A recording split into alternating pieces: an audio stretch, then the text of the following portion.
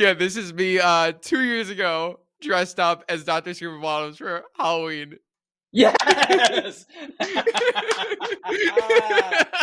Cobra Kai. Kidding. Bonsai, I'm the Cobra Kai Kid, and today I am joined by the man behind the costumes, the costume designer of Cobra Kai, Frank Helmer. Frank, how's it going today? Really good, really good. How are you? How are you doing? I'm good. What have you been up to? I mean, Cobra Kai Season 6 has come out a little less than a month ago. How has it been for you?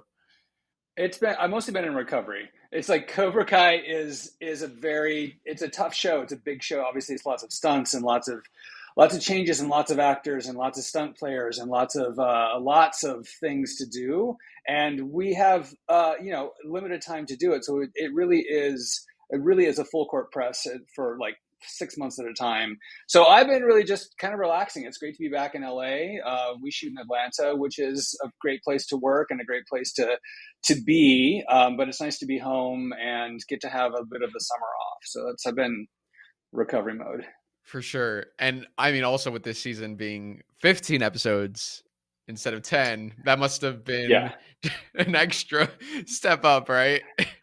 I mean, it threw all of us a little bit for a loop because we were prepared for it, but it is like 5 more episodes is a lot more work.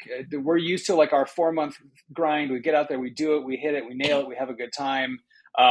We work really hard, but those 5 extra episodes, and also I have to tell you, those 5 extra episodes are massive. Like they're huge. They are like, when you get to them, you're going to go like, oh, no joke. There was no joke about what was going on with that. So it's absolutely worth all the work, but it's 5 episodes. 15's a lot. Yeah. Oh my God. I'm super excited. I have to ask, I see you're wearing a Cobra Kai shirt. Can you show that off? Oh yeah. Like so this is the Cobra Kai crew shirt that I made. Oh no way. So this is the costume crew. All of our departments make our own T-shirts and kind of hand them out as giveaways.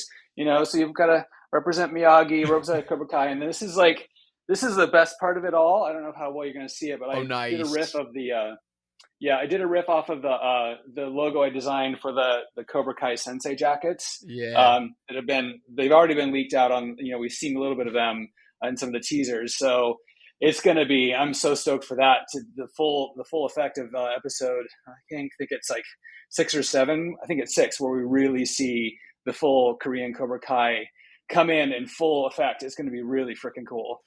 Oof, I'm super excited. And also, like, that reveal of the logo, whoo! What was it like? I mean, obviously, designing that and then seeing that scene where it's like, it's the reveal of the new Cobra Kai logo. It was like specifically that shot, that scene was like, boom, here's the design. Here's what you created. Yeah.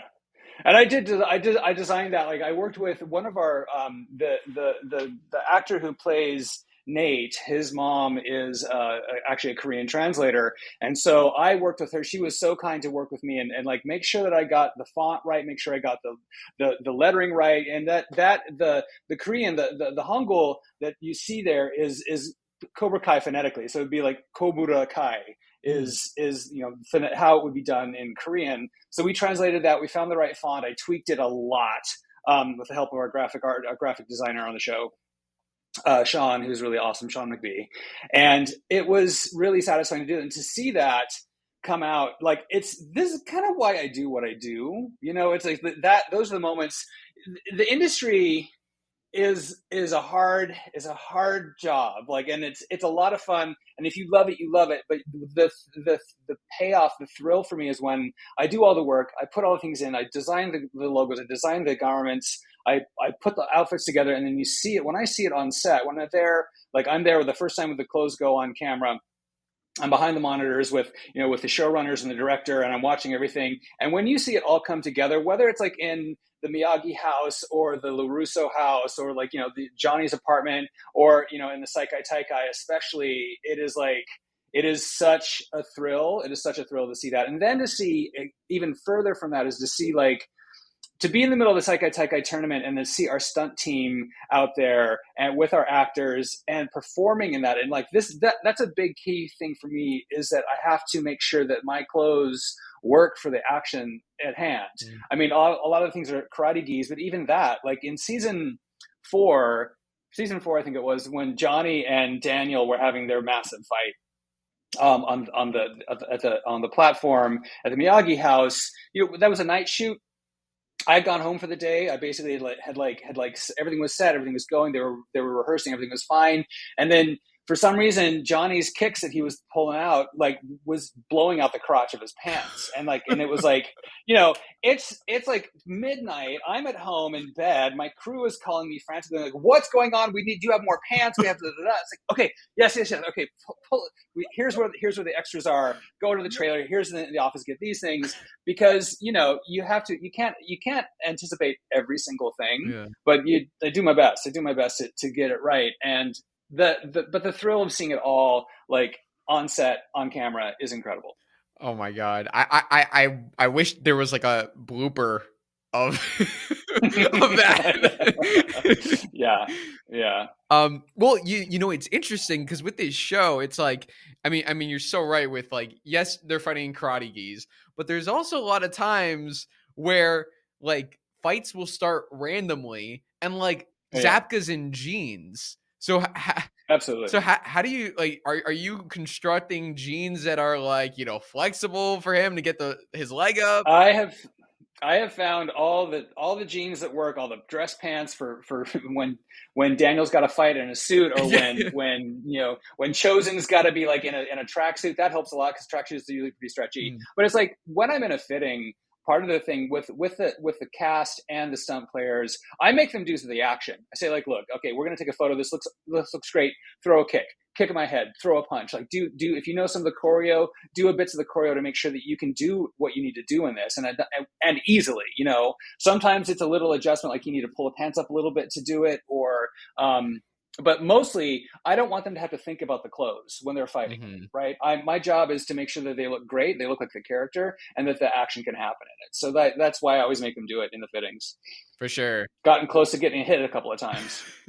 That must be kind of cool. Like, hey, Ralph, can you just like do a few kicks for me? And it's like, boom, like, yeah, that's pretty awesome. Yeah. It is really awesome. Actually, my favorite ones was Stingray, actually, this season. Like when Paul Walter Hauser would come in and be in his gifts. He's such a delightful ham. He would just, I say, okay, Paul, give me some actions. And he's like doing, it's like, it's ridiculous. It's so great. Oh, that's brilliant. So I'm curious, you've been working on the show for a while. I'm sure like as a fan, because obviously what's going on. You're part of the whole process, but what was it like watching part one on Netflix, seeing it all come together? Like, what were your thoughts just as a fan? It's great. I mean, this show just gets bigger and bigger and better and better. It is. I've always called it a magical unicorn show, because from the top to the bottom, there is not a stinker in the bunch. We all really like each other. We all get along. There's always tensions and stresses and things that happen and things you have to fine tune as you're going along. But honestly, it starts from the top. Like John, Josh, and Hayden really know how to curate a crew and curate a cast to like get the best performances, and just they want to create an environment that we all want to work in. And that's why, I mean, I did Obliterated with them. I'll do whatever they ask me to do. I'll do spin-offs. I'll do the whole new things, and whatever we want. I only want to really work with them because they're just such great bosses, and to have the privilege of bringing their vision to the screen is so great, because you want to go above and beyond to give them what they want. And so to see it when it came out, it's just like it's the fruit of our labor, and it's always funny to see, because I don't see every take, and I'm not there. Like, I've got a million things to do. I'm doing a million fittings. I'm in meetings. I've got scripts to read. I've got embroideries to oversee, and tailors to they're making stuff. So I'll be there for like when the scene first starts, and then I'm off doing the rest of my stuff. And if there's a new scene coming up, then I'll pop in there for that. But what's fun for me is to see like how it all turned out, like the whole gender reveal thing with the pink paint all over Ralph and Billy. That was so fun to see how that ended up coming out, because like I don't want to see it you've got 14 of those shirts in case you need to do a bunch of resets. I'll be over here doing the fittings for the next episode. Yeah. So that's really the fun for me, is to see how it actually comes through, because I'll watch the first take, and then I'm ducking out, and to see what really makes it is great. And then with the music that's added, and whatever visual effects or anything like that, that's the fun. Yeah. I mean, it's like every department, it's this collaboration. Every department comes together to make this one big thing. And like something I didn't even think of until now that you're bringing it up, like with the gender reveal, like you knew Ralph was going to get, the pink, all over him, the pink, whatever. Mm-hmm. Like, was that like a thing when designing the outfit? Like, okay, what, like, cause I think he was wearing like a white shirt, right? Like it was, right? It was like a pale blue. It's like I made great pains to make sure that they both were in colors where whatever color they chose, like, well, I knew it was going to be the pink, but whatever shade of pink that they chose was gonna really show up. And I didn't know if it was going to be powder or if it was going to be liquid. And it was, and there's also one of those multi-departmental responsibilities, because it's me with the clothes, that then the props department has the box, and the special effects department has the paint, and makeup department is the one who puts it on their faces, right? Yeah. So it's and their hair. So like it is this multiple department thing where like I need to get a sample of the paint. I need to have paint for my set customers to make sure that they can spray the shirt, right? Or to help guide them if they're spraying the shirt on the body. The customer has to be there while the makeup artist is doing the makeup on them on set. It's like it's that ballet of filmmaking. Yeah, that's super interesting. So, okay, so when there is that cross collaboration, because I mean, like when something like that comes up, who is the person that goes about it? Do you reach out to them, or is there someone that you tell that reaches out to this person to? I mean, in a lot of ways, I take the lead on that because I have been on the show since the beginning, and I have a great relationship with the guys, and I have a great relationship with all the crew. I usually take the lead of if I'll see a red flag, like, okay, so this means this is going to be props, special effects, stunts, and blah, blah, blah, blah. I'll bring them all in, or I'll alert them and say, hey, you need to have your conversations with the guys about what exactly they want. Or I'll go to the guys and say, like, look, here's a red flag. I'm concerned about this. How can I help bring these things all together? Like, how can I make sure that this is smooth and seamless? Because it makes my day a lot easier if I get everything flowing forward in the best way possible. For sure. And other times they'll come to me and say like, hey, special effects will come to me and say like, hey, we need to have this shirt, what's a good example of that? God, I forgot. There was something where like special effects came to me and said like, their red flag was like, we need to preset this shirt with these elements, these paint explosions or whatever. Oh, it was a paintball thing? I can't remember what it was. But it was like, they came to me and said like, we need to make sure that we have, 5 of these shirts for resets in case something goes wrong or the director wants to have extra takes. And I'll go like, okay, great. That's really good information for me to know how many shirts you said that you were going to provide to the director, right? Because I will go like, maybe there's 3, maybe there's 4. I don't know what you need. And then I give them those shirts. I take them back. It's really just like, that's one of the fun things about the show is the collaborative nature of it all. It's like, just, we're all specialists in our own things. Yeah. And we're going to, break down, what you do and all the details. But I do want to ask you, like, for everyone out there, can you just give like a general description of what your job is as a costume designer and what it is that, like what your process is? Absolutely. I mean, my job, everything that goes on the person's body, all the pieces of clothes, every outfit they wear, I choose. I decide on what that is. That's informed by the script primarily. That number one is the script describes the action. It describes who the characters are as they grow and evolved, like over the seasons. There's specific identities. Each episode, when I read the script, I make a deck. I make basically a PowerPoint pitch deck of saying, okay, here are my ideas for each of these characters for the whole show. Like, so when John Kreese goes into the snake cave in episode 2, 3? I can't remember. 2, thanks, yes. It's like I pitched in my concept meeting with the directors and the showrunners that I wanted him to be wearing a Korean outfit, because that's where he's at. He's in Korea. He wouldn't, it would look weird for him to go into the snake cave and fight in just like a t-shirt and jeans, and so I basically break down every scene with the major beats for each character and present that in a meeting with the showrunners and with the director, and say, like, here's my ideas for these characters. Here's what I think they should wear. There's the back and forth. They'll say, like, oh, I think this I love the idea, or can it be a different color than black? And like, absolutely, I think it should be red.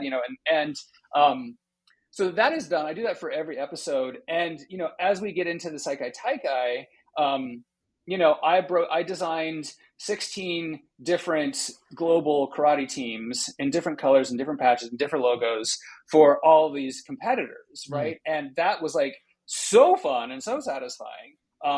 It's like one of the really great great joys of the season, or of the whole series for me, honestly. But it is like when I read these things, I am the one that needs to figure out what they're going to wear, what that's going to look like, do my pitch to the guys, and then realize it. And then I spend, my time on the episode fitting each of the characters, and I try to fit them in character appropriate clothes. Like I'll do a fitting for the episode, but then throw in a few other extra, like, okay, if they're going to add another script day, or if they're going to add another scene with Samantha, then I have something in my pocket to just like, okay, this is appropriate for that. I've got triples of it for if it's a stunt. Boom, let's go. And that's the long and short of it. Is like it's deciding what goes in there, fitting the actors, fitting the stunt players, making sure they all work, and then being present for, like, there's a lot of integration between props and hair and makeup and production design and art direction that I dip my fingers into to make sure it's all free flowing, because I share my fitting photos with the hair and makeup department, and often with the props department, just so they can see what's coming down the line. So if it can start their juices flowing, like, oh, I want to do this hairdo, or I want to do this style of makeup that's going to go with this dress or this particular look. It all helps that creative process of the aesthetics of it all. And, props too, because they'll have backpacks are choices, handbags. I often provide handbags and watches and jewelry and all that for the characters, which some of those things are props overlapping things, or I'll stick my nose into, like, I think they should wear this watch that I like for, I think that Terry Silver should wear this really expensive watch. I provided that watch for you, so make sure you wrangle it and don't lose it, please. Yeah, I was gonna ask you, like, about like watches and rings and like accessories. Like, technically, is that costume department or is that props? Like, what is the? It's a fuzzy area. I mean, there's a lot of things like watches are technically props. Wedding rings are often props. Specialty jewelry, like just general jewelry, I do that because it's all part of the costume for me. I almost did a spoiler. Sorry. There's one character that comes in towards the end of the season, who's an amazing actor. I'm so excited that we got her. And she brought in a lot of her own jewelry, because we were talking on the phone about before she came in. I said, like, hey, here's my concept for the character. Oh, that's really great. I love this too. And I have some of this jewelry from a friend of mine. I have some of my own personal jewelry. So, like, she brought in a lot of her own stuff. I brought in a lot of I brought in a bunch of stuff for her as well. And there was that fun collaboration with the actor too. But then that became like a mixture of like actor's own, costume department, but then props would handle some of that stuff. Props had watches for her and all that stuff. So it's a gray area, and we just, we had sort it all out. A lot of times I don't want to have my headbands is a really good example of this, right? Because headbands, this is a multi-department thing. This headbands is like, I made all the headbands, right? So I made Johnny's headbands, I made Ralph's headbands. Of course, we don't use the original, but I made copies of the original. Though I had like not dozens of them, but I've had a lot of them over the years for the stunt guys, and they disappear. Imagine where they got people to take them. But then it's also like our Grace is the hair department head for Ralph and Billy and John and Marty.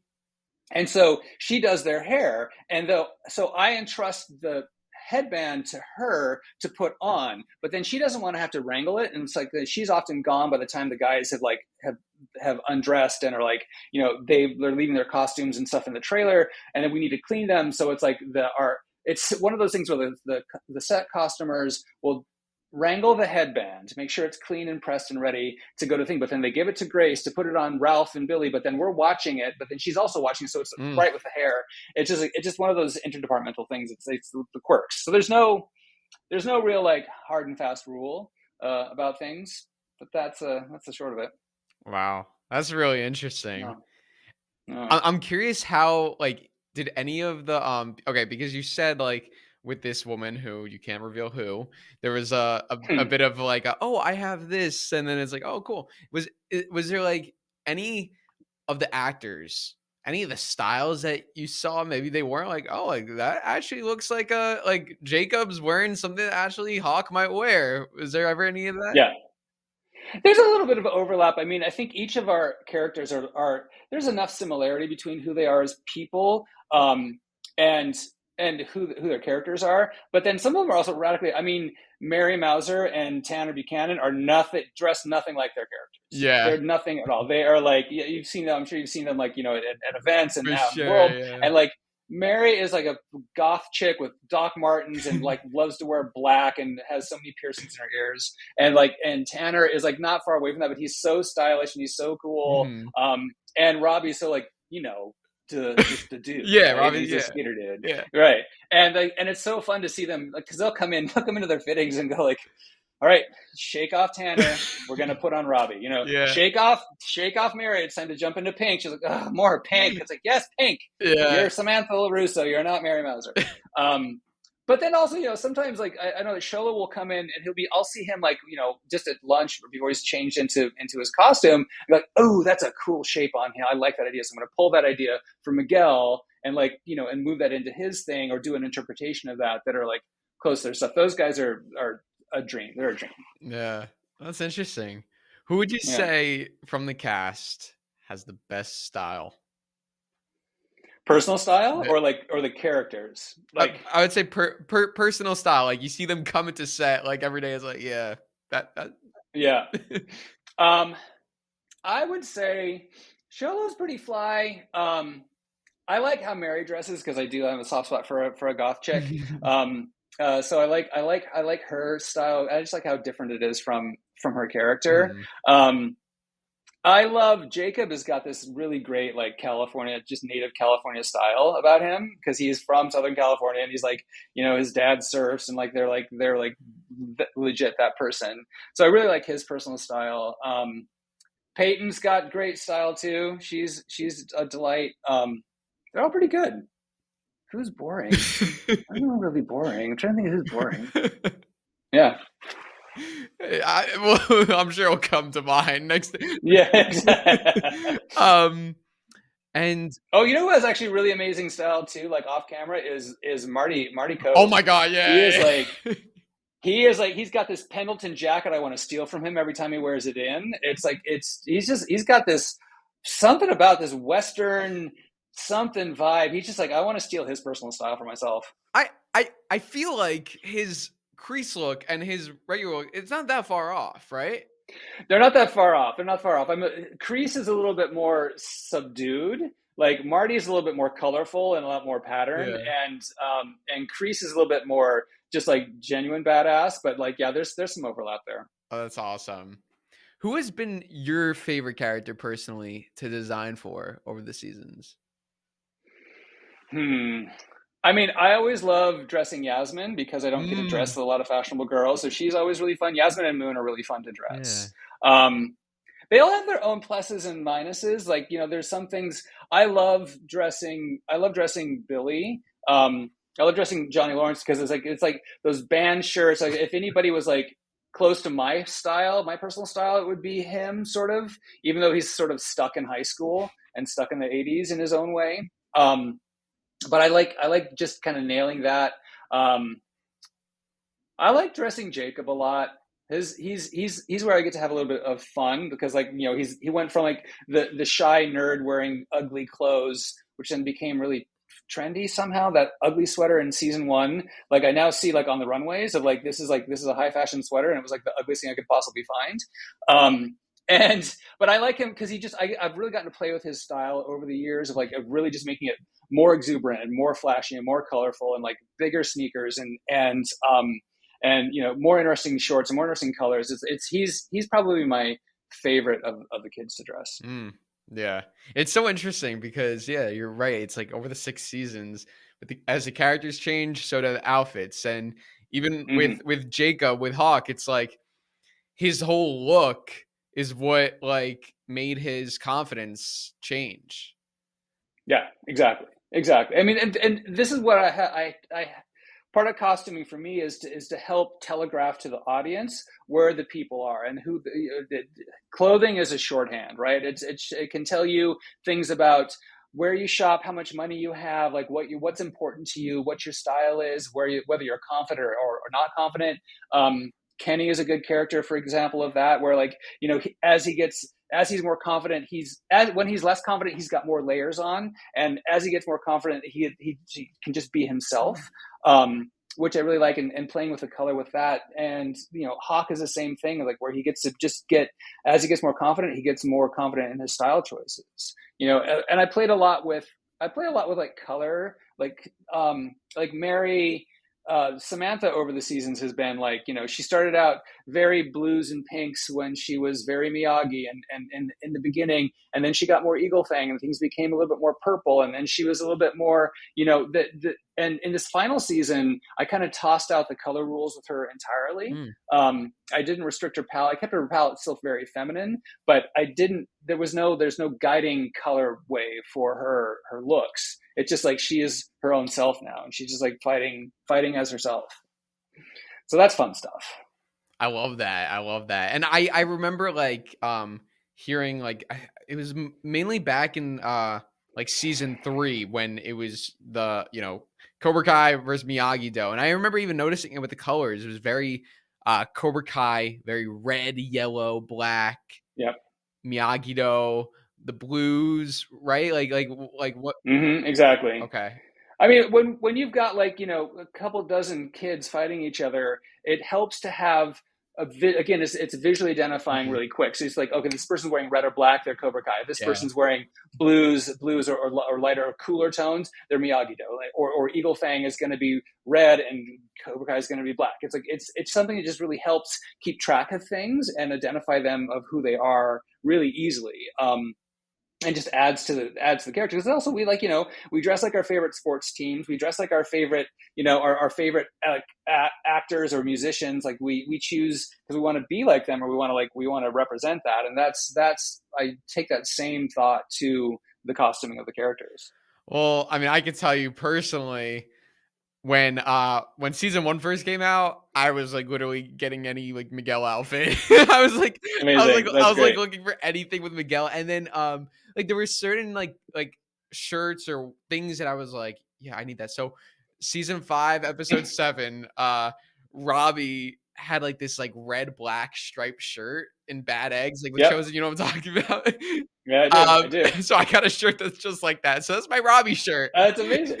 That's great. It's funny because like it'll be like if I'm like talking to someone about Cobra Kai, it's be like I'm actually like I'm really obsessed. Like it's a Robbie shirt. It's not even if it doesn't say Cobra Kai on it, it's a Cobra Kai shirt. It's like it follows me everywhere. I love that so much, and I think about that a lot. Like when I'm doing the costumes, I want them to be identifiable. I think a lot about like people who want to like cosplay or dress up for Halloween or go to cons and things like that to make things that are identifiable and accessible. It's like I mean. The nature of this show is that it's set in Southern California. It's set in the Valley. And so this is where I shop where the kids would shop. I shop at PacSun. I shop at Vans. I shop at Tilly's. I shop at these places, but also on purpose because I don't want things to not be accessible. I want this look to be something that anyone can grab and emulate and be part of. And also when there's a couple of really great Instagram accounts where there's like the Cobra Kai clothes. Yes. I don't know if that's what it's called. I think that's so freaking amazing. That's awesome.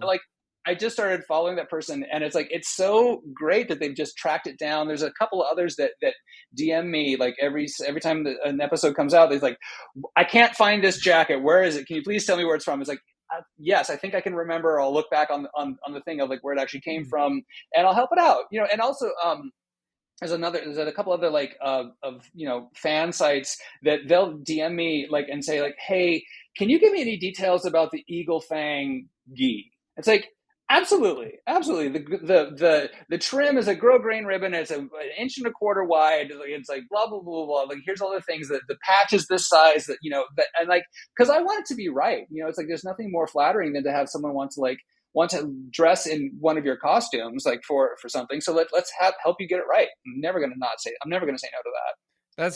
That's really awesome of you. I'm sure like the fans like appreciate that so much. Like the fact that like, I mean, I just don't know. Look, maybe there's other shows. I don't know. Like, and like, I don't know of any other shows where everybody's so like collaborative and nice crew cast. So like, I just like when I hear those stories, like, the big three are so active with the fans on Twitter, like you're responding to these accounts, it's like really nice. So like, I think that's awesome.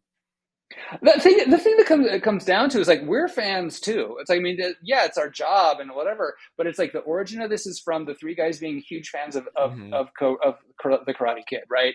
And I grew up on the Karate Kid, like many of us did, and it's formed a part of my youth when I watched it. And it's like, to be part of that is like such a responsibility and a privilege. It's awesome. So I love it. I mean, I think that I can't imagine not wanting to be part of things like this. It's like, I think it's great. For sure. So I'm curious, like with like brands on shirts or pants or sneakers, like how does that work? Is there like, do you have to get approval for what you show? Or? It's interesting. It used to be, so Sony Pictures Television is our producing studio, right? Mm-hmm. So they're the ones who I have to have approvals on if there's something that needs an approval, as far as like, is this okay to use on camera? Generally, that falls down to things like photography or likenesses, or particular brands. Like Disney, of course, is very, very protective of their imagery, right? But for the most part, with brands and logos, as long as it's this is a really interesting thing I learned from our clearance people at Sony. As long as you're using it in the manner it is prescribed to be used, like say you're wearing a pair of Air Force Ones, right? I can put those on. I don't got to clear them. If you're wearing like a shirt that has Nike on it, or an Adidas track pant or tracksuit or whatever, that if they're wearing it like a track pant, if they're wearing it like shoes or wearing it like a shirt, don't got to get it cleared. Mm-hmm. If it's original artwork, I get that cleared. If it's a photograph or if it's an image of something, I get that cleared. All the vintage band T-shirts I use for Johnny Lawrence, I get those cleared just out of an abundance of because I messed up once. Mm-hmm. Season two, I put Johnny in an Ozzy Osbourne T-shirt, and it was just a single color graphic. It just said Ozzy and some sort of shape in the middle of it all. I didn't look at it closely enough to realize it actually was a picture of Ozzy Osbourne, like on stage. It was a very stylized thing, but it was a picture, and it went through. We shot it, got into editorial, and when they were editing it all, after we long wrapped, I got in a little bit of trouble. I got a little hot water saying like, "Hey, did you get clearance on this photograph of Ozzy Osbourne?" I'm like, "What do you mean a photograph of Ozzy Osbourne? There's no photograph of Ozzy. It's just this white blur." And it's like, no, that's a picture of Ozzy Osbourne, and we have to get clearance from the photographer and all that other stuff, right? So it's like that. Because of that, I do clear more things than I need to. But the interesting thing was, like, if you're wearing a pair of Air Force Ones, like Air Force Ones, just running around and fighting with them, that's fine. If you take that Air Force One off and bludgeon someone over the head with it, then you're not using it as a shoe, and I have to get it cleared, right? It's not so much it becomes a prop. It does become a prop, but you're not using it as a sneaker. So you'd have to get clearance to use that in some way other than a sneaker. Like if Chosen, when he went to the boxing gym, had tackled Paige and took off his jacket and strangled him with the Adidas track jacket, we would have had to get that cleared to use as something to strangle him with. But because he was just wearing it as a garment, there was no conflict with that. Even though he goes in there and tackles him and threatens to beat him up. So it's if they're using it for some sort of violence, so it like the brand doesn't. Or, you know, if you're gonna wear it as a hat, like, you know, if you take your shoe off and I'm gonna wear this as a hat, Yeah. I would probably get that cleared Huh. just for safety's sake, in case Nike would be like, no, you can't use our shoes as hats. What are you talking about? Shoes are shoes. You Mm. know, that's kind of a ridiculous example, but Yeah, no, yeah. that's I'm glad you clarified that, because so it's not just for beating someone up. It could be No, any yeah, exactly, yeah, yeah, yeah. exactly. Yeah, Okay. yeah, yeah. Wow, Yeah. that's super interesting. Um, yes, and I mean, I'm curious, like, to take it back, you know, how did this come to be for you? Like, what made you want to become a costume designer and pursue this career path? Mm. Yeah, a couple of things. After I studied cultural anthropology and film theory in college, and I wanted to be a professor. I wanted to. I really love how culture is created. I really love how, like, the you look back at how things are how culture becomes a dominant thing or a lesser thing. Like, why are these things more popular than other things, and what are the influences that come into that? But I didn't want to do that. I wanted to actually make culture. I wanted to be part of making culture. So after college, I was like, I grew up in Seattle, and I like was back living in downtown Seattle, and just like living my life and trying to figure out what I wanted to do. I was designing a line of clothing that I didn't really love doing it. It's such a grind to do fashion. And I got an opportunity to work on a student film in Los Angeles through some friends of mine I met at the Seattle Film Festival, and came down and realized, like, this is what I want to do. I want to take my love of clothing and my love of fashion and put that into something where I'm actually making culture. Like you talking about wearing the Robbie shirt, right? So it's like, and me choosing, that's a shirt that I chose that you then want to emulate that character. So I am very aware of how I dress women. I'm very aware of how I dress people of color. I'm very aware of the ramifications of what I'm doing can have. Like I did a movie called Herbie Fully Loaded years ago, and I was speaking like some maybe 10 years after it was out. I was speaking to a film class at a local college here, and afterwards like a handful of girls came to me and said, like, hey, I dressed like Lindsay Lohan, how you dressed Lindsay Lohan, I dressed like her Mm. that whole summer because I was so in love with that show, and I really was a huge fan of hers, and blah blah blah.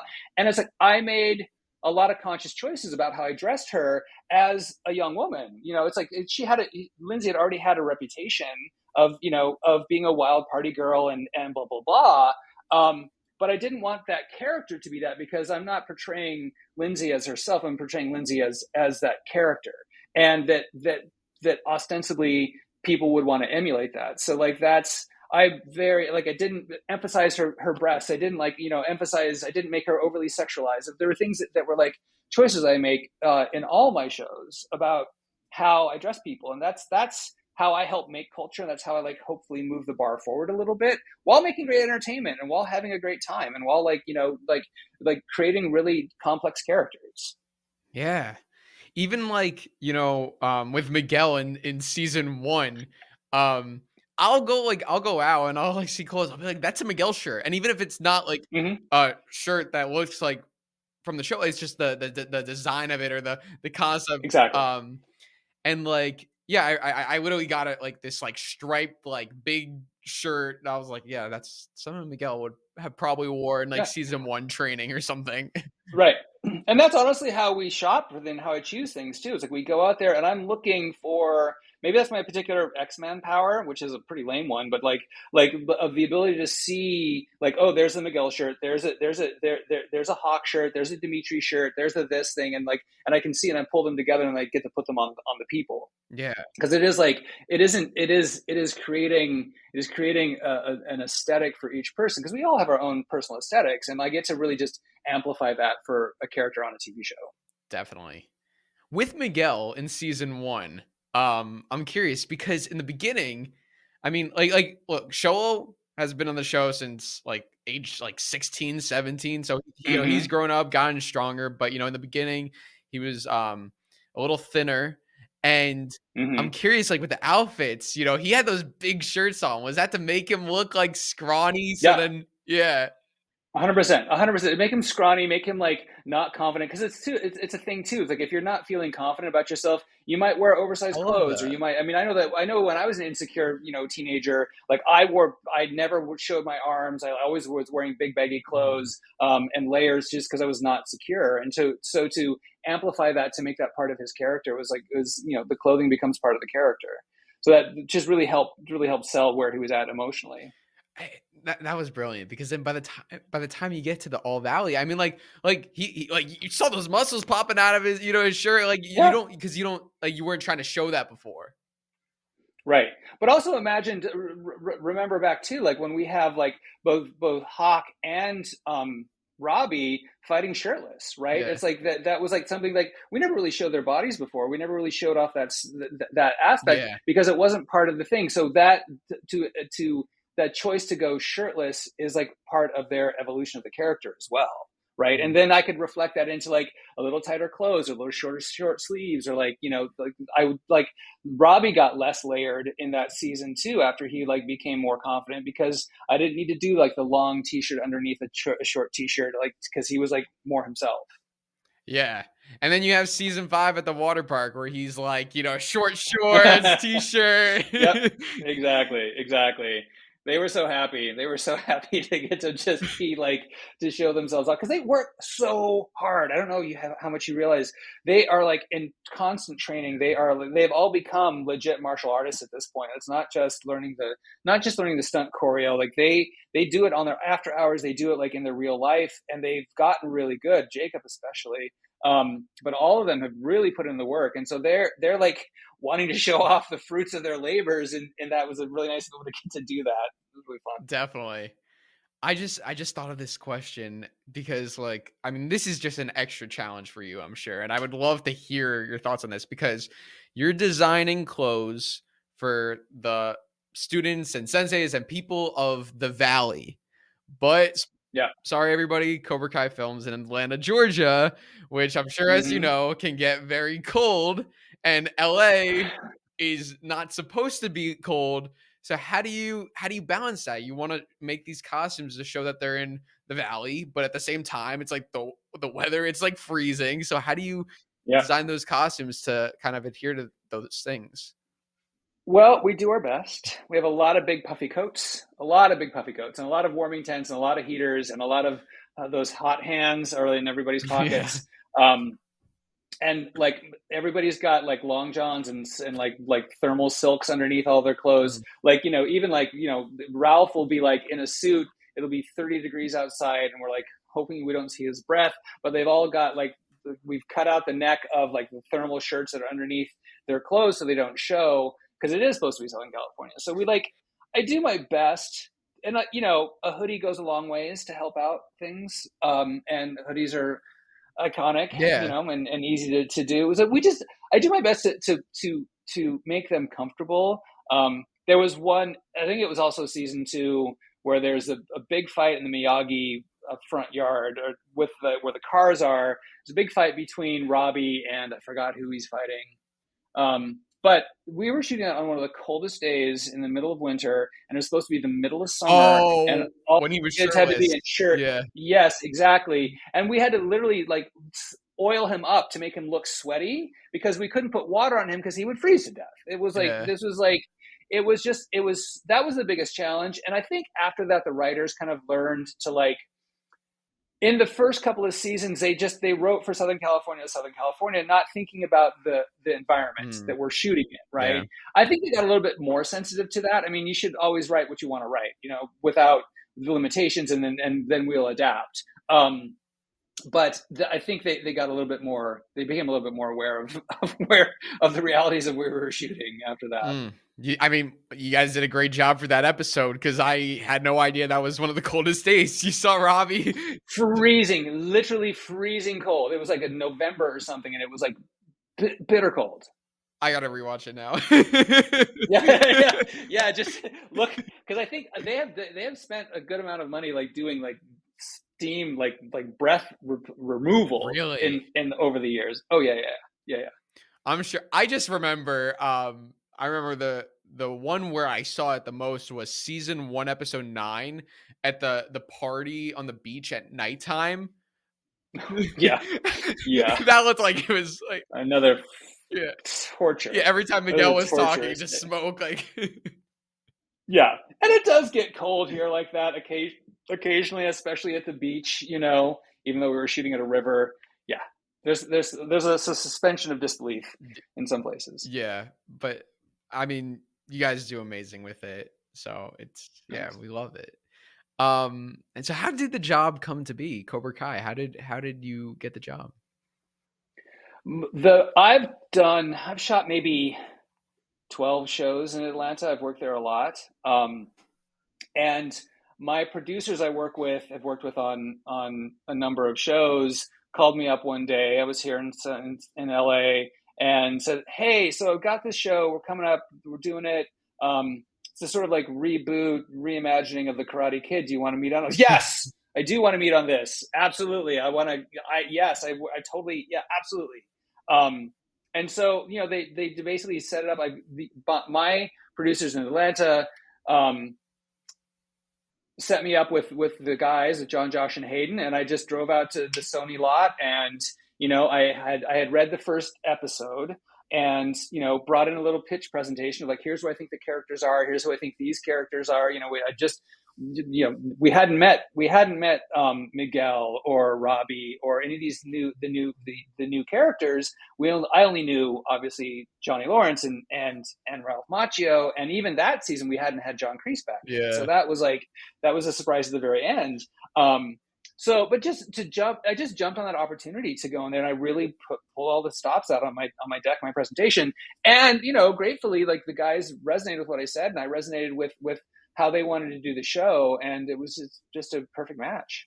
And you also remember, this is a YouTube Red show, you know, like which is a new subscription format. Not many people were watching it. I mean, there was not people that signed up for it to begin with. And I honestly, this is probably bad to say, but I didn't watch. Should I tell this? I'm going to tell this. So I didn't watch season 1 until we got called back for season 2, and I could put the subscription on the show, right? So, because I was like, I'm not going to pay for this. Are you kidding me? It's like, I want to see it. I watched all the trailers and all that stuff, but I was like, we're just this little scrappy show, and it was like, and it was what I felt like such an idiot for doing that too, because when I watched it, I was like, oh crap, this is really good. This is like I mean, I knew that we were making something good, but like a first season of a show is exceptionally hard. Mm-hmm. You have a lot more scrutiny, and you have like, you're finding your footing, you're trying to figure it out and trying to get the chemistry to go. And so I was like, all right, well, I hope it's good, and maybe, you know, call me back for the next show. And it was just I felt like such an idiot. It was just so good. Like, they just strike that right balance between nostalgia and humor and like currentness and characters you care about. It's just great. That's magic. Yeah, I don't think you should feel like an idiot, because just like, you know, I don't think any of us knew like that this show was going to be like what it was. I mean, you just hear the concept on paper. It's like Daniel and Johnny coming back. It's like, what? Yeah. Well, it also, like, we had 3 seasons on YouTube, and that was like, you know, and we knew it was popular. We knew that we had like a hit on YouTube, but it's like, let's say you have a hit in, you know, in a small town somewhere. It's different than a hit in, you know, in LA. Mm. And then when we got onto Netflix, and it just became this phenomenon. Suddenly, it's a global thing. Like, are you kidding me? Like, we've like our hugest fans outside of the U.S. are like in Argentina and Brazil and Spain, and like, this is like it's just incredible. Like, to have it be such a globally embraced thing is so cool to think we just started out with like this scrappy little like, hey, let's reboot the Karate Kid, you know? Yeah, it's great. It's really great. Such a privilege. Yeah. I gotta send you. I've done a few of these for Halloween. Like I like to do like contests. So for Halloween, I've done a few Cobra Kai costume contests.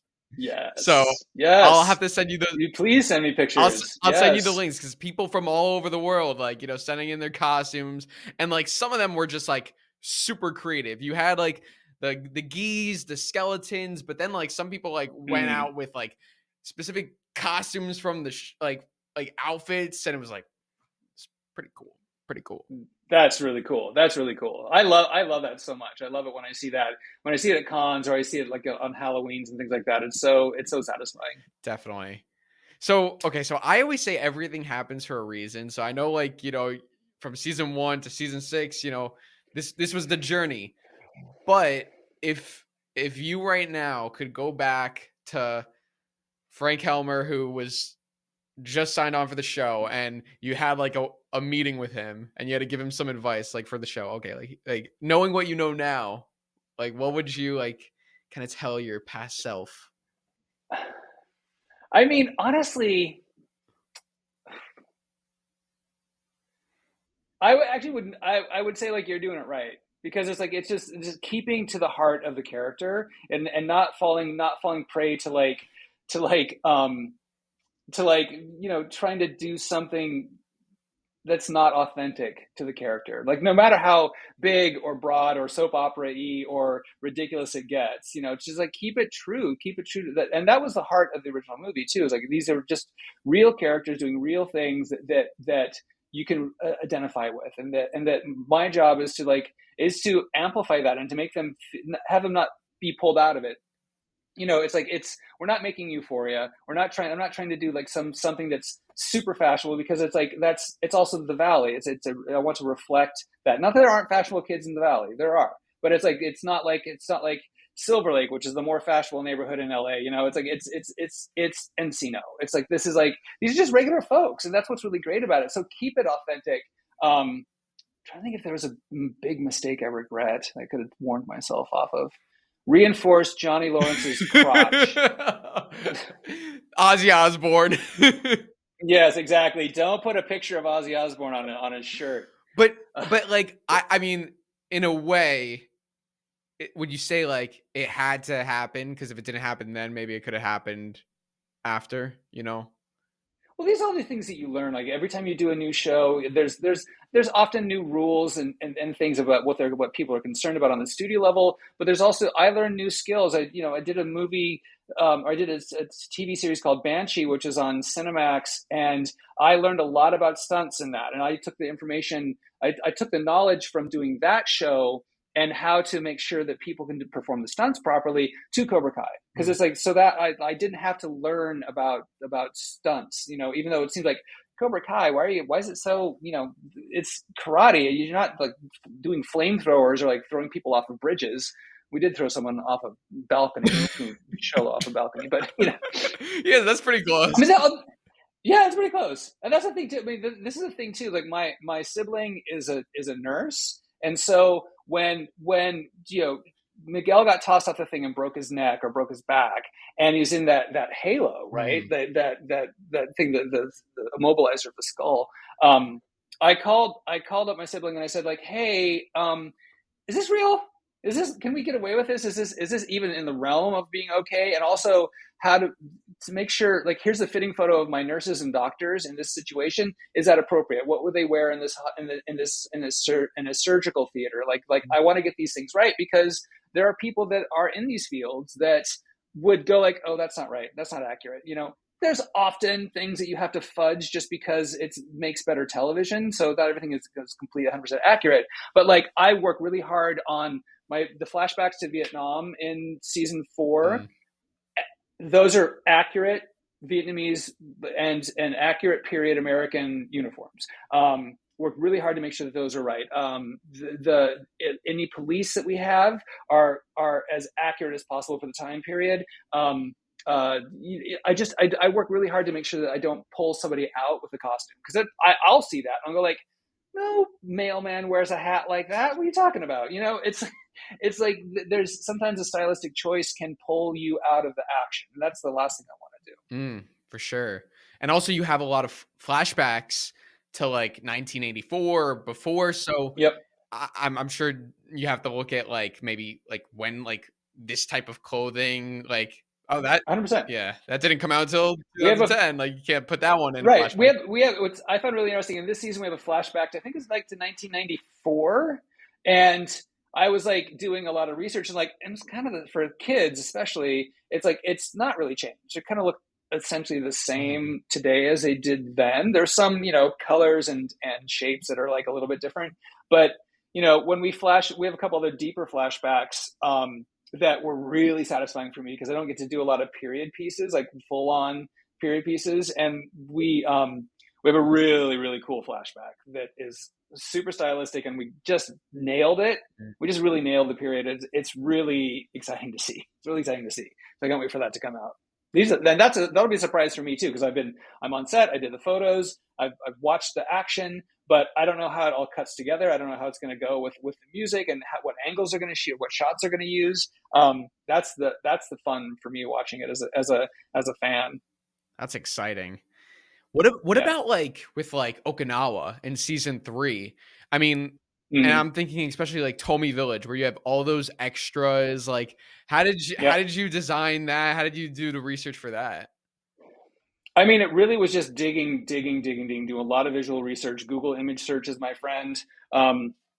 Pinterest is my friend. I dig deep. I dig deep to get it right. You know, and I talk to people when I can, if I can call somebody up, like my sibling or someone who I've called the Los Angeles Police Department to ask them about, like, hey, can I put this on this uniform? Like, what would be like? You know, I called a corrections facility here when we had the scene, the scenes when Kreese is in jail, to get that right. But Okinawa was a particular challenge because, again, we're shooting it in Atlanta and trying to make Atlanta look like, you know, tropical Japan. And it's really just getting it right, getting the what the temperature is like, what the style is like. It's tropical, so it's more free flowing things. And even Chosen's style, I mean, it was such a stylish character to begin with, right? Yeah.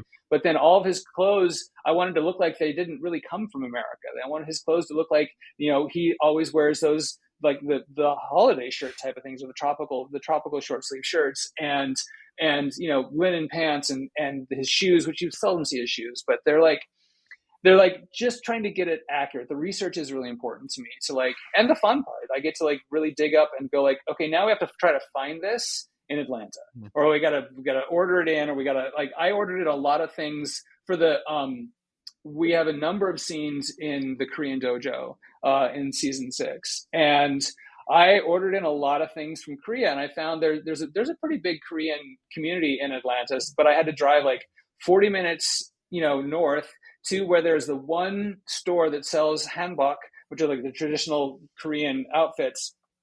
And, you know, and hopefully they have 2 of the same one, so I can have that for the hero and for the stunt player. I got to like to make copies of a couple of things that were like, I couldn't get a second or a third of this one Korean hanbok, so I had to like find the fabric that matched, and then have my tailor could make a copy of it so I could have it for the stunt player. Because that's what it had to be. It had to be authentic. It had to be real. So I ordered things in from Korea. I ordered things in that were. I mean, the Korean outfit that Kreese wore in the cave came from Korea. You know, and I ordered in like 6 of them, and thank goodness I did, because we went through all of them. Wow, that's amazing. Yeah. It's so cool hearing you talk about this, because it's like your job, costume designer, that's like the position, but then it's like, you know, you don't think about how much goes behind it. You're making all these different phone calls, you have to drive and meet these people. It's like, it's like an adventure. It really, I mean, my job is an adventure. I do really love it. It's more than just like, I don't know what people really conceive of costume designers. I'm drawing pictures and I'm pulling images together, and I'm putting together like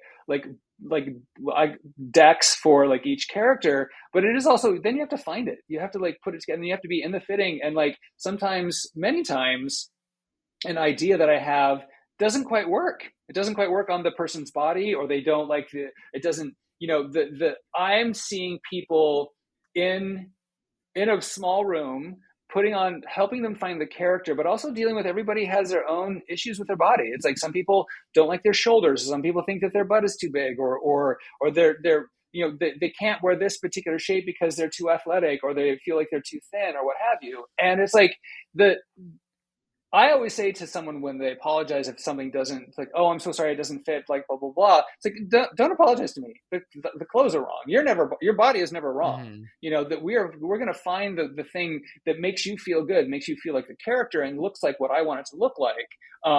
But I'm never going to shame you, and I'm never going to make you put on something that makes you feel uncomfortable, because you have to tell me, because this is a collaboration, not with just me and the showrunners and the writers and the director. It's also me and the actor. Like, it's like I'm helping them bring the character out, right? And most actors love that part. Most actors, like, not everyone loves a costume fitting, but most actors like my costume fittings because I'm there. I make it fun. I've got music on. I'm having a good time. They know that I'm not going to ever shame them for anything or make them feel bad because they're like, you know, whatever they're insecure about. It's like, I'm insecure about a ton of things. And it's like, and I dress myself accordingly for that. Mm-hmm. So it's like, I want to know that. I don't ever hide that things. I never let them, I always tell them, like, tell me if you don't like it, you can say you don't like it. I mean, it's not going to hurt me. It's like, I'm not going to, I would rather know now that you don't like this than to have you like kind of not be comfortable with it and then get on set and have you go like, I can't wear this, or I don't want to wear it, or I don't want to come out of my trailer because I don't think it's right. I'm like, no, let's stop. Let's make sure you love it and I love it before it even gets to camera. Mm. And there's still wild cards too, like with Vanessa, who plays Miguel's mom. She's pregnant for most of the for basically the entirety of the season, and in the second block, she gets more visibly pregnant. She's very, and we had like 4 different sizes of pregnancy bellies for her, and she's very game to, like, you know put on the belly and put in the dresses that make her look more pregnant. But one day, like when we were about to shoot a scene in the apartment, and she'd done rehearsal and gone back to do the makeup touches and things like that while they were finishing the lighting. And I got a call from I think it was Hayden. I think Hayden was directing that episode or was supervising that episode. And he said, like, she needs to be more pregnant. I'm like, okay, great. I mean, like, tell me how much time has passed since the last episode? Because like last episode, she wasn't showing at all. And now she's like really showing. So like, okay, you're the boss. I mean, all right, she's only 6 months pregnant, but like, okay, she's really showing. So let's I went and got the other belly and like went into her trailer and she's like, okay, all right, Vanessa, well, we got to make you more pregnant. You got to look more knocked up. So help me out. Like, it's also like working with the actors. And like, I got a note from the showrunners. They want you to look more pregnant. Here's more fake belly, but maybe help us out. We'll get the bigger belly that won't fit in this costume.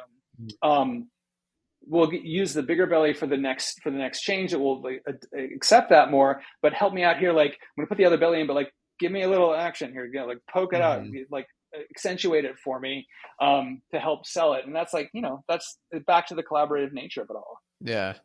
Well, that's great that you allow for like a safe environment, because especially with clothes, with like body image, like people could be very insecure about that. So I think it's great that that you provide that safe space for everyone to feel like, comfortable.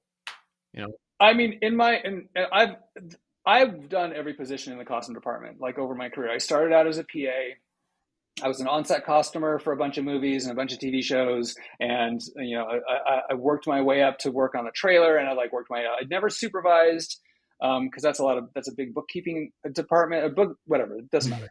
But like, as I was coming out, I've done basically all the work in a costume crew that you can do. And I know what the job is. And I've been in a lot of fittings, and I've been with some of my colleagues that are not as welcoming or more hard-lined about how, like, you're going to put this on whether you like it or not. It's like, well, if it doesn't fit, then you're too fat, or something like that. And it's like, I've seen that effect, how that has had effect on people, men and women. And I when I witnessed that, like, way early in my career, I was like, I am never going to do that. I never want that to happen, because it is like, again, it's never the costume's problem. It's always the costume's problem. It's not the person's problem, right? My job is, like, I did a TV show with an actor who was very insecure about everything and was a really great actor, challenging to work with. But I remember, like, in one of our fittings, she wanted, like, the left side of her skirt to be hemmed up an extra 1/8 of an inch. An 1/8 of an inch is nothing. That's like, and it's like, And I mean, to her credit, she also said, like, you know, I know it seems a little bit silly, but I feel like I'm lopsided. And so if we can help compensate for that, I'm like, absolutely. I will hem. If it makes you feel better to know that I hemmed that skirt by 1/8 of an inch on one side, I will hem that skirt 1/8 of an inch. Like, I could pull it up on the left side a little bit more instead of hemming it. But if you want it hemmed, I'm going to hem it, because that's my job, is to make you feel like the character. If doing that makes you feel like the character, then sure, absolutely, I'll do it. I think you're ridiculous, but it's, you know, I'll do it. Imagine you bring back the same one, like, and you're like, okay, here, I did it. No, And exactly. then they're like, oh, Yeah. great. They can't even tell. I have to tell you though that they know you can't fool it. You can't fool a fooler. Do I tell the story? I'm going to tell the story. So I did a spoof movie called Epic Movie. I did a trio of spoof movies back in whatever year it was. And I got to work with Jennifer Coolidge, who is phenomenal. She is really incredible. And that was a show where I built everything. It was spoofing all the big epic movies. So I basically had to recreate or make my own interpretation of costumes from, like, The Lion, the Witch, and the Wardrobe, and you know, and Willy Wonka, and all these other crazy things. And so Jennifer Coolidge, she was the White Witch from Lion, Witch, and the Wardrobe. I made this amazing, I got this silk. I had it pleated. I built this whole corsetry thing where I built this antler thing for her head. It was really a really cool costume. I put a lot of work into it. And she asked if I would airbrush the midsection a little bit darker, like do a little ombre effect. So it's like a little darker and fades up to lighter and darker and fades up to light on the bottom. And I said, like, absolutely. And it was a hard show, short schedule. I forgot to do that. I forgot to do the ombre part, right? I built the thing, the dress fit immaculately, but it slipped through the cracks. I had 1,000 things to do. And I put it in her trailer. She got dressed, and I got called to her trailer. And she's like, where's the ombre? I'm like, I forgot the ombre. And I had to make up some sort of thing. But it's like, the thing is like, it's a lesson to, like, do what you say you're going to do, right? Don't fuck it up, because they'll also, like, they'll remember, they know these are the things. And again, that's something that would have made her feel more like the character. It would have added a level of confidence to her. Not that, and she's such a pro. It wasn't a big deal. She was super awesome to work with, but it was a thing where I felt like I let her down, right? By not doing this thing that she had, this relatively simple thing that she had requested. So that's another lesson I learned about, like, respect your actors. Yeah. What do you do in situations where there are creative differences, where, like, an actor or a director says, I think it should be like this, and you're like, oh, but I really think it should be like this. I mean, I'll plead my case. I mean, if I have a choice that I'm making that I get some pushback on from wherever, whether it's the studio or whether it's, like, our showrunners or director, I'll say, like, okay, I hear what you're saying. Here's why. Here's the reason I made this choice. Like, dot dot dot dot dot dot dot dot dot dot dot dot. Because I think about all these things. I'm not just putting cute outfits together, right? There's a reason for why I do 97% of the costumes. There's a good reason for it. And many times they will say, like, oh, now I understand that in the context of this and that, and, like, in the next scene, she's going to be in this color, so I don't want it to be in this color in this scene. Or, like, I know that the background, I know that the background of this house is purple, so if I put her in this purple hoodie that you think that you want, she's going to kind of match the wallpaper. So if you want to do that, I can do that, but here's why I've made this choice. And when we come to an impasse, they win. You know, it really is. It's sort of like, this is like, it is your show, and you're the boss. So it's like, if you really want to have it, then you can have it. You know, I may not like it, you know, but and you know, and they often have reasons that I may not know. There may be something that they want to do because they're setting up. You know, they're laying an Easter egg, or they're setting up something that's going to happen in another season or in another episode, or that they don't want to tell me just yet because it's too big of a spoiler. So they'll say, like, hey, this person really needs to be in a dot dot dot. I'm like, okay, great. Is there a reason why? It's like, just trust us. Like, okay, great, I trust you. You know? Yeah, definitely. So I remember talking to Zach and Leo, the composers of Cobra Kai, and they told this story. It was just so funny when they first got, you know, called for the job with for Cobra Kai with John, Josh, and Hayden. John, Josh, and Hayden were like, listen, this is our Star Wars. This needs to be perfect. Like they were so they were so specific about it. Understandably so. You know, it was the very first season. You're figuring it out and you want to make sure it's going good. So I'm curious, like, for you, like in the costumes, like how much of it in season 1 was like John, Josh, and Hayden, like, hey, like this is the vision, like we really, really need it like this, or and having that direction. Oh, 100%. And then like how has that evolved to season 6? Like do you have more creative freedom? Yeah, I mean, this is the joy with them. Like in the first season, like there's a lot more eyes on it, right? So we had YouTube executives, we had Sony executives, people. There were a lot of people. There's a lot more fingers in the pie, if you will, in the first few episodes or the first season of the show. So I had to get more approvals from more people. And typically, what that means is like I would present 2 or 3 options for each change for each character for each episode, and it's a lot. And you know, when you're directing and writing the show, there's a lot of decisions to be made, and a lot of things you have to put your eyes on and your mind on, and that can take away. It can really tap your bandwidth. Season 2 is my favorite thing ever. The guys said to me, it's like they said, okay, please stop sending us options. Send us what you want for each character. If we have notes, we'll tell you. We'll absolutely, we'll chime in if you have notes. And if we don't respond, it's approved. Right. And I'm like, great. That's awesome. The trust that they put into me with that is like, is such a blessing and I don't take it for granted at all. I mean, it's like that I still send to them every outfit, every look for every character, for every scene. And whether they look at them or not, and I know that sometimes they don't look at them because they just trust, and they say like, a couple of times they'll ask like, did you send us that picture? It's like, I sure did. Let me bring it up where I sent you that email. Here it is, and it's like, okay, great. Great. Let's move on. I have no notes. It really is such an awesome collaborative situation. And I get notes now and again. I mean, there are things where they have like, I'm not so sure about this, or I think that we'd like it to be more like that. I'm like, great, I'm happy to adapt. And that's why I have like multiple options. So it's like, if they don't like this particular thing, I can say like, okay, great. Or they might know that the interior of the car is going to be white. So if they're in light colors, it's not going to look as good. I'm like, great, good intel. Let me switch it to this. How about this outfit? So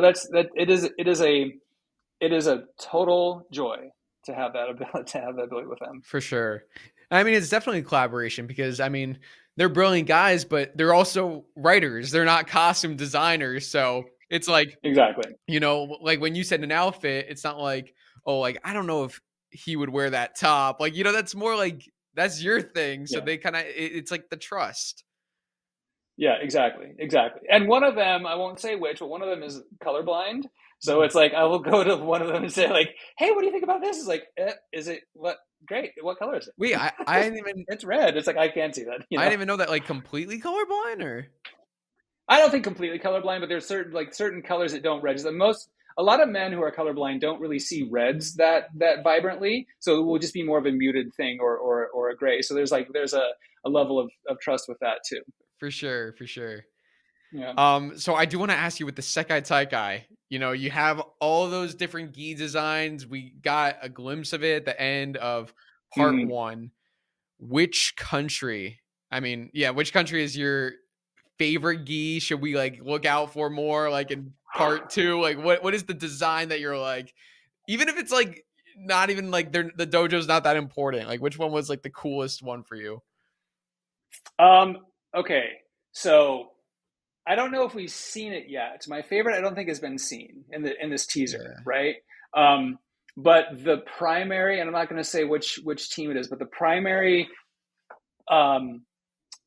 contender against Miyagi-Do and Cobra Kai is my favorite.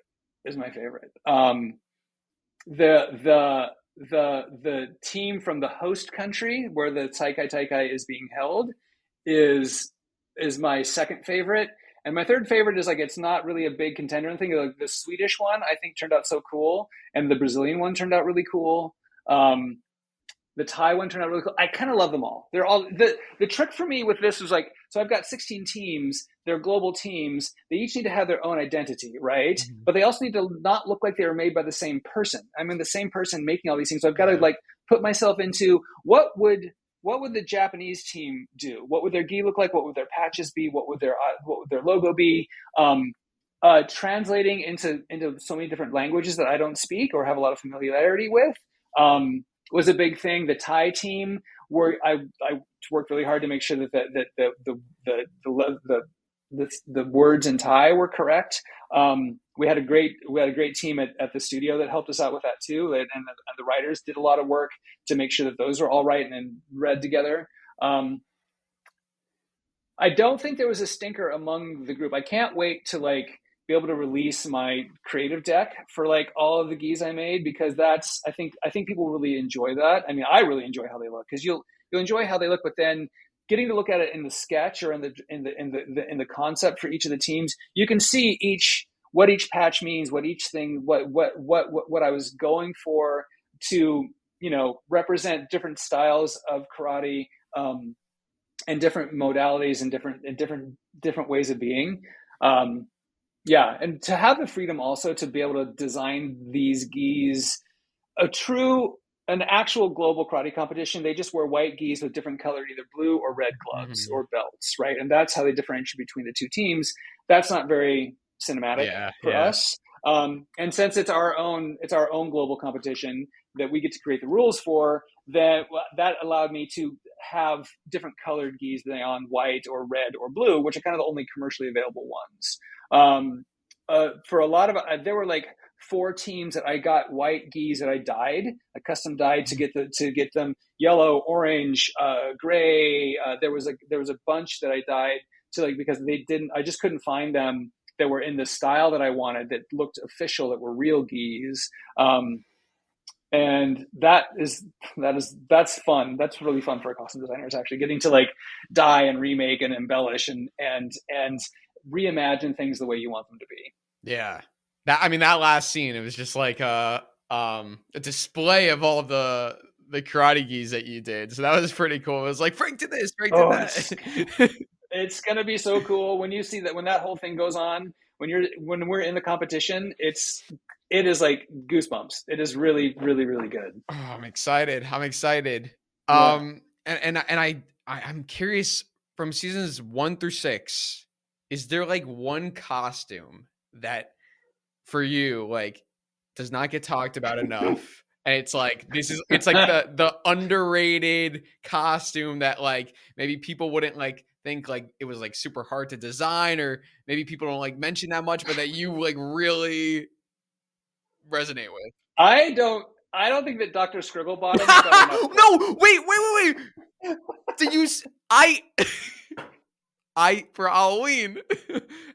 No, you did not. Did you really? I swear to I gotta. Yes. I gotta wait. I thought, did I send it to you? Maybe I didn't.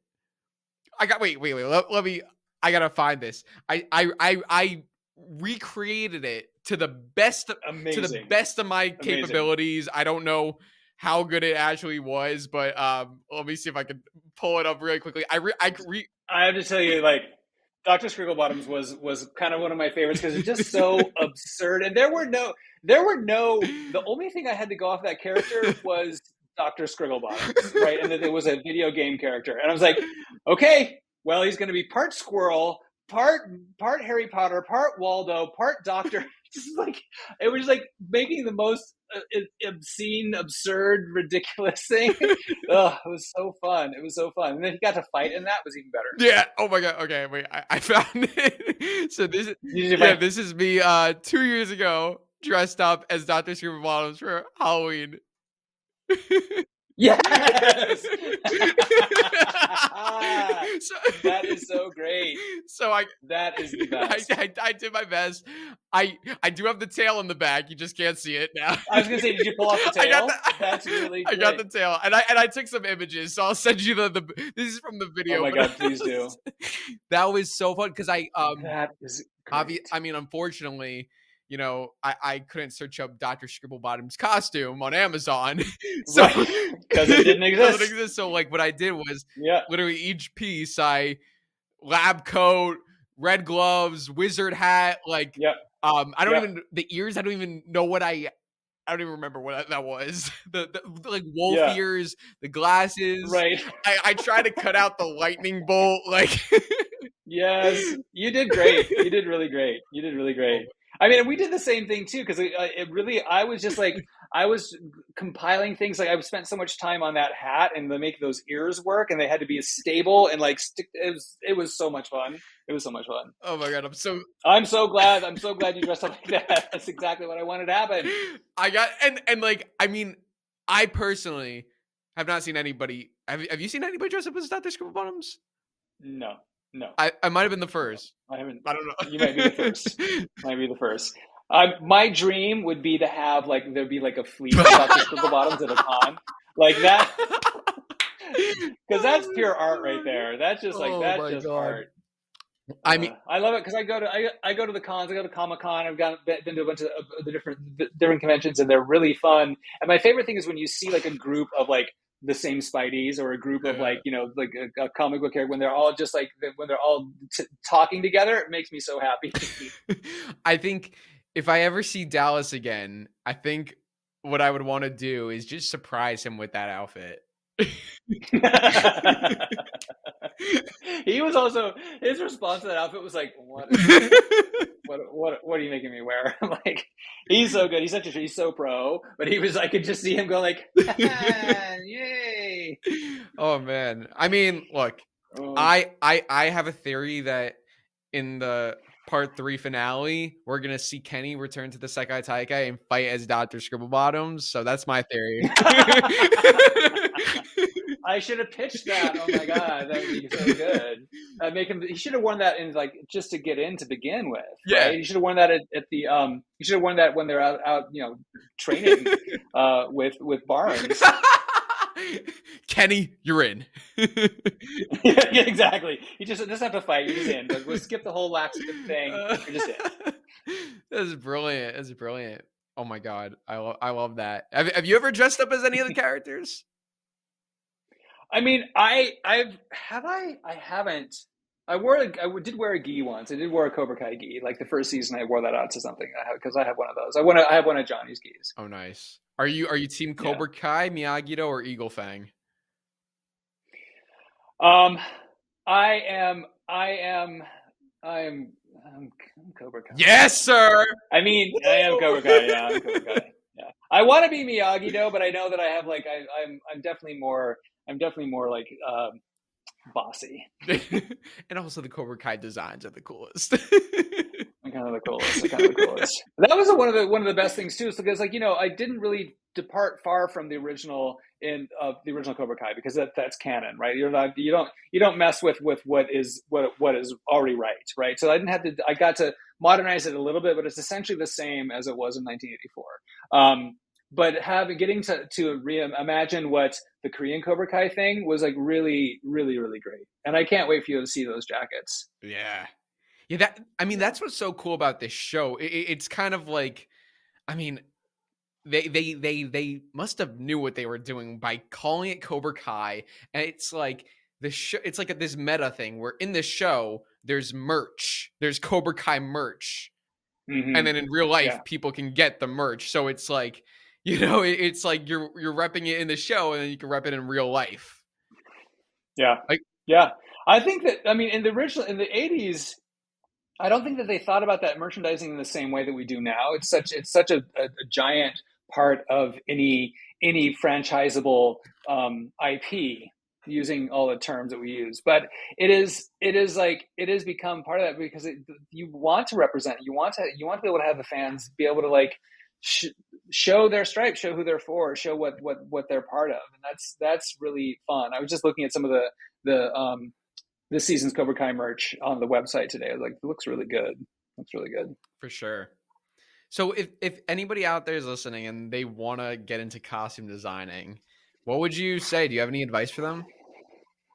Do anything else. If there's anything else you can do anything else. I say that to everybody. Like, people come to me all the time, want to get in an industry, and I say, like, you know what? It is I lead with that because it's hard. It is a marathon. You work for 10 years to have your overnight success. It is long hours. You're in the cold, you're in the dark, you're in all these things. But if you love it, you love it. I'm the idiot that loves it, and I'm surrounded by a lot of other idiots that love it, and it is the best job ever. But if you love it, and if you think you love it, start as a PA, start at the bottom, get in there and like design things, make your own movies. Like I made my own backyard movies. I made the costumes for that. I helped out with my friends' projects. I did, when I moved to LA to get into the industry, I worked in any aspect of clothing on camera that I could do. I did celebrity styling. I did music videos. I did anything I could do to just learn what the jobs were and learn where I liked it. Like I don't care about doing music videos. They're creative and exciting and whatever. They're so hard and the pace is so intense. I don't like them at all. Also, my creativity works better with characters, which is why I'm drawn to film and television, because like you give me the character of you, Drew, like, and I can costume you for like 100 episodes, right? Because I know who that character is, right? But to just say like, hey, what's a cool outfit for Drew to wear to a premiere? I'm like, I don't care. I mean, go to Gucci. I mean, it's like I don't. That's not where my creativity flies. Like I want to know what is the Cobra Kai kid doing? Who's he going to dress up as when he goes to a con or something like that? That's interesting to me, right? To just dress people up in cool outfits, it's not enough. But yeah, you work in everything you can get your hands on, and just do everything and learn it and work your way up. Be nice, be a cool person. There is this industry can attract certain types of personalities that are not always the nicest. But when you find the group of nice people that you work with that also do great work and have a good time with it, that's the goal. That is the goal. Be a good person, work hard, know it's a marathon, not a sprint.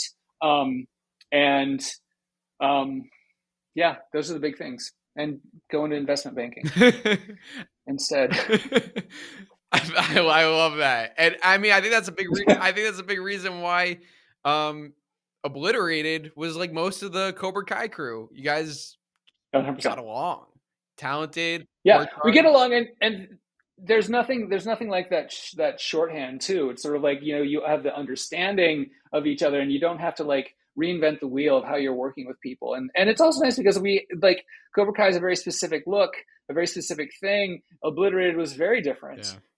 In a lot of ways. And so it's like, but knowing that we all have we're not just one trick ponies. So we can do a lot of things. We can do, and you see it too, just on the costume level, like on our show, like, flashbacks to Vietnam, flashbacks that we have this season, flashbacks to like 1984, flashbacks to this, like, it's a different show. Like exactly. That, yeah. And it's like that. Yeah. And it's like, I do a lot of contemporary stuff, and I like that too. But there's a lot of things that I can do. There's a lot of things that when I'm around people that also can do a lot of different things, it just makes my work that much better. Yeah. And I don't know if you heard, the big three, they've been doing the interview circuit, and there were the talks about potential Mr. Miyagi young spinoff. Oh, please. How would that be for you to design a Mr. Miyagi show, the costumes for that? A dream. It would be an absolute dream, because I mean, I don't know anything about where it could be possibly set, other than like imagining him as a young man. So that means probably the 1940s, like 1930s, like or flashbacks even earlier when he's young. And that is like the idea of getting to do a period piece like that would be so great with these guys, with legacy characters, and imagining where I want to know where Mr. Miyagi came from. I want to know what that story is, and to get to be able to be part of like crafting that aesthetic. And if there's flashbacks even to like 1940s Japan, you got to be kidding me. Yes, bring it on. I'm gonna eat that up with chopsticks, because it is like so. No pun intended. It's so no, but pun totally. It would be an absolute delight to do that. I would love to do that. Yeah. Yeah. I hope it goes. I hope so too. Yeah. That would be sick. So other than Cobra Kai, do you have any projects right now that you're working on that we can expect to see in the future? I'm honestly just waiting for the next thing to happen. I'm kind of holding out for the guy's next project, whether it's a Cobra Kai spinoff or something. They've got so many projects in the works that, like, if they've got something that's hitting, before Mr. Miyagi happens, then great, I'll jump onto that. I'm really just trying to hold out to work only with them. Yeah. But taking meetings and doing things and reading scripts, like. It's great to have a little bit of summer. It's great to have a little bit of a summer break. Definitely. Peacetime in the valley. It's peacetime in the valley, exactly. Oh, I almost did another spoiler. Damn it! But you catch yourself every time, so that's good. I do. I start to go like, no, you can't say that because they don't know yet. Oh, but what we have to wait for the finale. Oh, I'm so good. Yeah. Oh my God. I'm so good. I mean, as a fan and as a crew member, it's a very satisfying season. Very satisfying season. There's a lot of stuff that we got to do that we've always wanted to do, and make things bigger, push them further, and really just, it's going to be such a satisfying ending for everybody. Going out, there was some concern that we weren't going to get a season 6 at the end of season 5. Wait, what? I know. There was always where you never know. And whether that's just like people being nervous, or like, because nothing in Hollywood, nothing is ever done until the contracts are signed and you're on a plane. It's like they could end at any time. So we weren't really sure, and the thought of like having it end with season 5 would have been so like. I mean, I guess it could have just petered out, but it's not the same. So being able to close this out, and the guys had always said they envisioned it to be a 6-season show, right? So to be able to do this whole story arc and to end it the way we're ending it is so satisfying. It's so satisfying to be a part of that. Was it an emotional last day? Oh my God, you have no idea. Is this a spoiler? I know, I'm trying to think if I can. So the last scene of this is one of these, why this show is so special to me, because the very first fitting I had was with Billy of season 1, episode 1. It's like 4:00 and then 5:00 and something really ridiculously early. I just barely gotten the things that it was in my first fitting. I had racks and racks of clothes because I'd never fit these guys yet, hadn't even met them, and Billy walks into the thing, and Johnny Lawrence walks into my thing, and I'm all like, "Holy crap! Okay, stay cool." It's Johnny Lawrence, stay cool, be cool. All that stuff. And then, I mean, he very quickly just turns into Billy. I mean, he's an actor, right? So he turns into Billy, and Johnny Lawrence is one of his characters, and he's really great. That's why he's so good at it. But it was like really, that was awesome that was my first fitting of the whole season. So flash forward to like season 6, the last day of. The last scene of the last day of the last season, like, so the very last thing that we shot is a scene that they put me in as an extra, as a featured extra. It's so dumb, and it was with Billy, and he's such a great scene partner, and it was so fun. And it was such a great bookend to that, because also it was just 2 people, and we actually shot it in my office, in my costume office, but yet almost all the actors were there that were still in town. Anybody who was around, like the craft service person were there. Everybody was there for this last scene. So there was like 100 people crammed around behind the monitors. I'm acting a fool. I haven't been on camera like that since I was in high school. So it was like, okay, be cool. It turns out I'm one of the sweaty actors. Like, I had my costumers over here, like literally blow drying my armpits because I was so nervous and just sweating through my suit, and it was really funny. But it was so emotional. It was so emotional. Like when it was cut, like the lighting department had rigged up like party lights in the ceiling, so that we didn't see. So when it ended, there was champagne and there was lights going on, and we played some music, and people were crying, and and it was so. We were also exhausted because it was like late. It was like the end of the day, so we were like, "Can we just go home now?" I'm so tired. But it was like, it was very, very. The whole last week was incredibly emotional because not every actor is there for the whole run or there every day. So like when there was we had a big scene big location scene where we had almost everybody was there, and that was kind of like the last time they were all going to be together. And that was a super emotional day, and like the speeches were given, and Ralph gave a really great speech. Billy gave a really great speech. Mary was just beside herself in tears. It was so special. It was so special. Oh man. I mean, it is our family, like you were saying. Like, you know, Shola was like what, 17 when he started this thing, 16, 17. So many of the other actors are also just kids. Like, and we had their parents, like when they're minors on set, their parents are there all the time, and this every season someone else would come back without their parent. We're like, you're an adult now. Well, I think I remember Hayden said at the it might have been at the rap party. He's like, you know, they started coming in with their parents, and now they're drinking together. No, exactly. And it's so great to like be part of these kids. Like, this is a big part of their lives, right? And to get to have been part of that in my way, it was like, it's such a treat. And they're all genuinely great people. They're really like professional. I mean, it's just, I could not have asked for a better cast. That's beautiful. And I'm so glad you got to be an extra. Woo! Me too. It's really funny. I can't wait for you to see it. It's so stupid. No, I'm excited. That's awesome. It's full circle. It really is. Starting with Billy, and show's been great.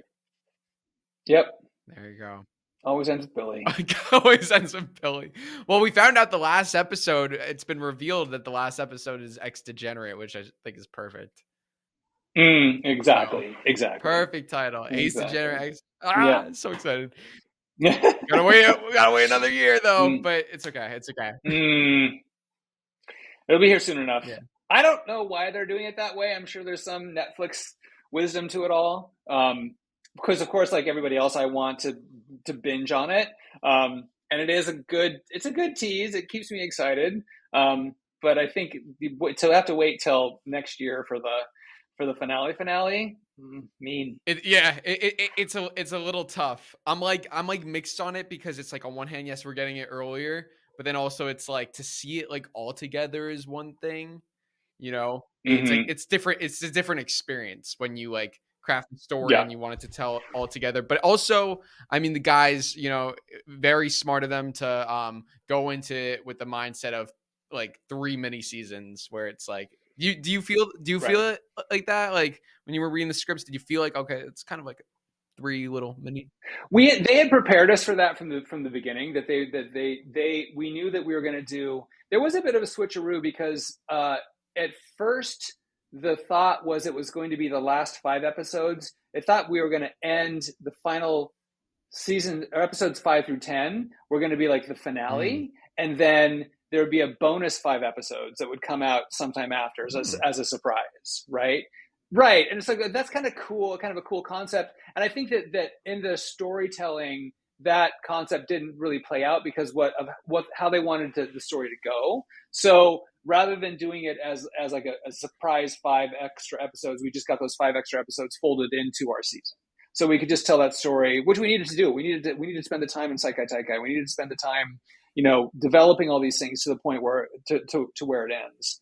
So it was a good choice. It was a good choice. Oh, for sure. Yeah, 10 episodes would not have been enough.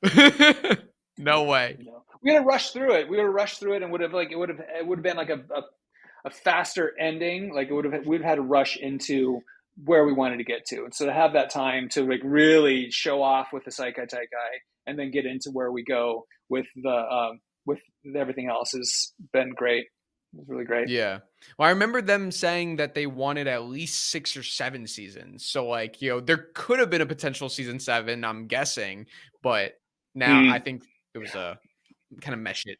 I feel like they might have condensed. I think maybe that's why we got the 15 episodes. Maybe they condensed the ideas for season 7 into season 6, which having 5 more episodes got that. That's interesting. I hadn't thought about that. I'm so interested to see like what that would have been. Like, are we still in Sekai Taikai season 7? Like oh my God, no. Season 9, Please, Sekai Taikai.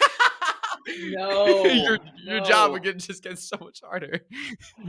I mean, we had like 500 extras, and that's a lot of people to wrangle. Yeah. It's like it's a lot. It's just a lot of work. It's a lot of work. But it shows. We love it. Yeah, It's great. yeah, I'm As you glad. said, it's like the hard work, but it's like seeing like, the fans dressing up as the characters and seeing like the character, like watching it on screen on like unravel. It's like the reward, the hard work, and then you get the reward from Yeah. it.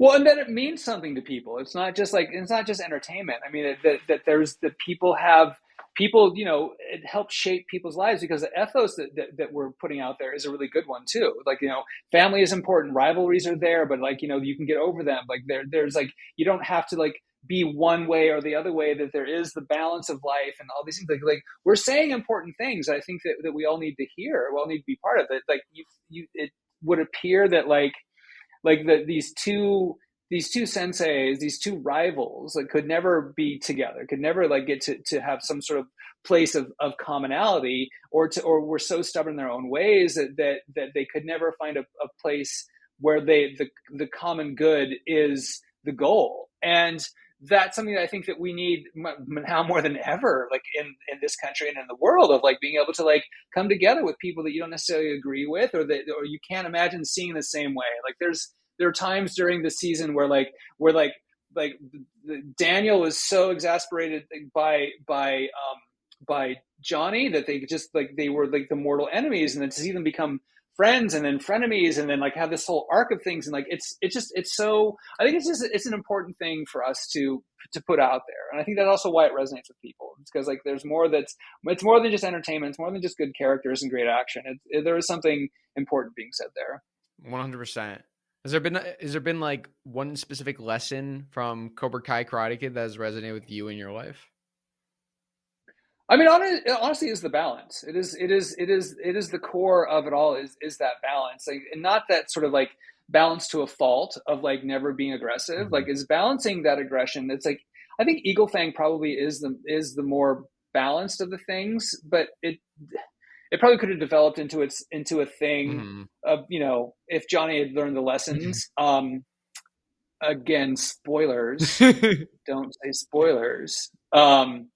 But it is like it's honestly, it is the balance, and as we see like when with Johnny joining Miyagi, of being able to like bring the value of a different modality into it, and to make that better, that these things make each other better. It's not just, there isn't just the one way of doing things. It's like being open and listening and like sticking to your truth, sticking to what you believe in, but also understanding that it's like, it isn't just one way. Balance is crucial. Man can't stand, he can't fight. Balance is crucial. Absolutely. Yeah. Well, Frank, thank you so much for taking the time to chat with me. I mean, this was phenomenal. I feel like I've learned so much. I feel like now when I watch Cobra Kai, it's just my next Cobra Kai viewing experience will be different in a good way. I'm glad. I'm gonna be like thinking about I'm gonna watch the Robbie fight scene in season 2 and see the oil. I'll be like, oh. Yeah. That's not sweat. That's baby oil. So interesting. Thank you so much. And I'm sure everybody here, gained some insight. It's things that you just don't you don't think of when you watch a show. It's just the behind the scenes, like it's just so cool. So thank you for sharing. And I mean, and honestly, and thank you for such great questions, and because these are things that I mean, I think that costume should be an added part to a character, to a show. And I love when you kind of don't see them, but you pick up on them, if that makes sense. Like you saying that you see a store, like, oh, that's a total McDonald's, that's a total Robbie shirt or whatever. That means like I did it right. That I'm getting it right, and that means a lot. And so thank you. Of course. And for the fans out there watching, I mean, I know you share a lot of the stuff that you do. Where can the fans follow you on social media? I'm mostly on Instagram. It's my personal account, but I also drop a lot of the Cobra Kai stuff there. My website is just my name, frankhelmer.com. My handle on Instagram is Franzvon for no good reason. But you can find it with my name on Instagram, and that's where I drop some behind the scenes stuff now and again. Yep, and I'll link it all in the description below, so everyone can go check it out. Of course. Anything you want to say to the fans before we wrap up? Strike first, strike hard, no mercy. Yes, sir. Yes, sir. Thank you all for watching. Absolutely. We'll see you next time. Until All then, right. Cobra Kai never dies.